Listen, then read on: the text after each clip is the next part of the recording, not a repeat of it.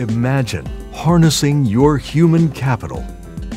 Imagine moving beyond your walls. Imagine building strategic advantage. Imagine a new level of community engagement.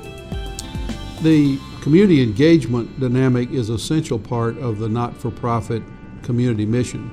We exist for public benefit. We are here to meet unmet needs. We're here to create social capital and community.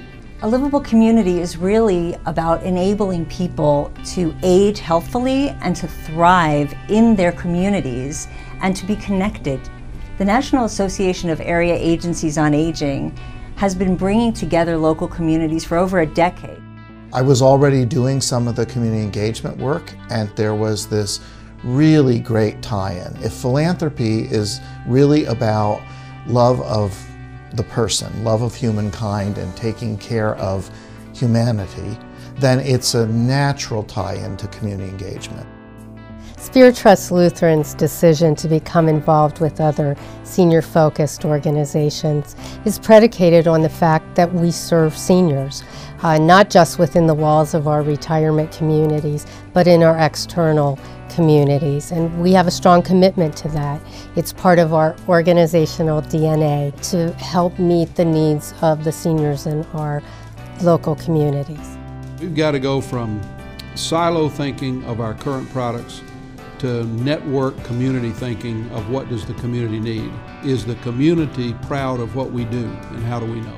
In preparation for our every 5-year system review, when executive directors and affiliate board chairs and corporate board and corporate staff come together to look at how's our whole system working. How do you make aging service organizations better places to not only live, but also to work? We initiated an organizational assessment to determine how are we engaged. I'm looking at a variety of different aspects, not how satisfied we are, but how are we working together, and is the structure supporting engagement so that we can be more creative, be more innovative, learn from each other. Up until about 5 years ago, National Lutheran Communities and Services was a single site community, and it was about at that time that the board made the very wise decision that what we do in terms of working with older adults can't be done in just one place. It needs to be done in multiple places, and that we can't do it ourselves. We put together the community needs profile where we provided information to professionals in the area, community leaders, pastors, healthcare providers, doctors, nurses, and they specifically did some survey work with those people to determine what is needed. We had some really big aha moments when we did our community needs assessment study.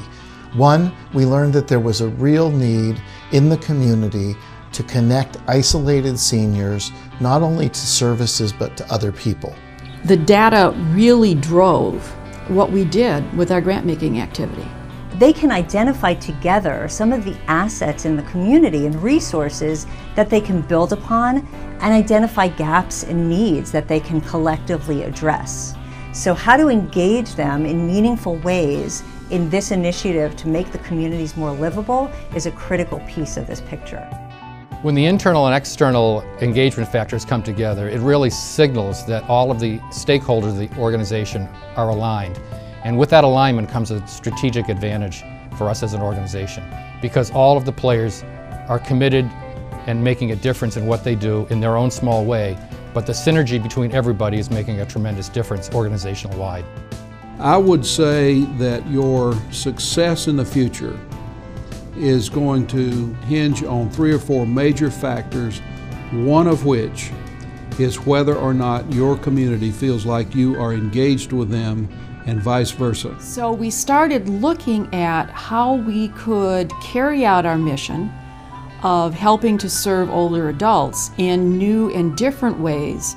We have to go from quality of what we do and are we happy with ourselves to what broader impact are we making in our community around not only aging, but family caregiving, employment, education. What the sign of engagement is really coming because the initiative is coming from the front line, who are so passionate about what they do and who they're serving. The initiative is coming from them instead of a program that's being just rolled out from somebody above. And now it's become such an important part of who we are, but also where we're going and how we're going to get there. When people walk into one of our communities, they can feel the engagement of our associates, our staff, and our residents.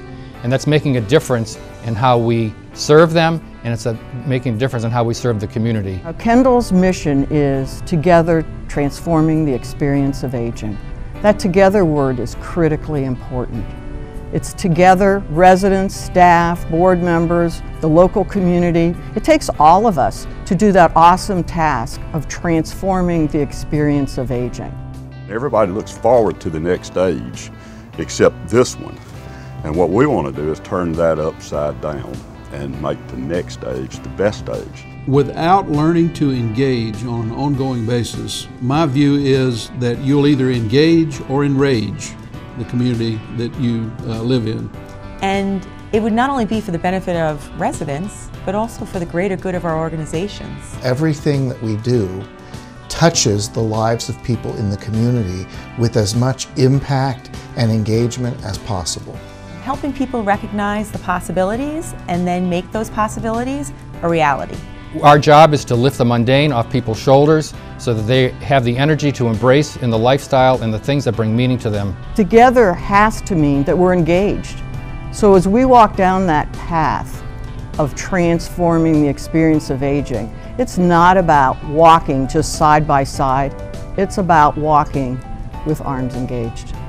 You know, the way of the future is all about partnerships and strategy and service delivery. And so I do think community engagement is an important strategy to be successful at that.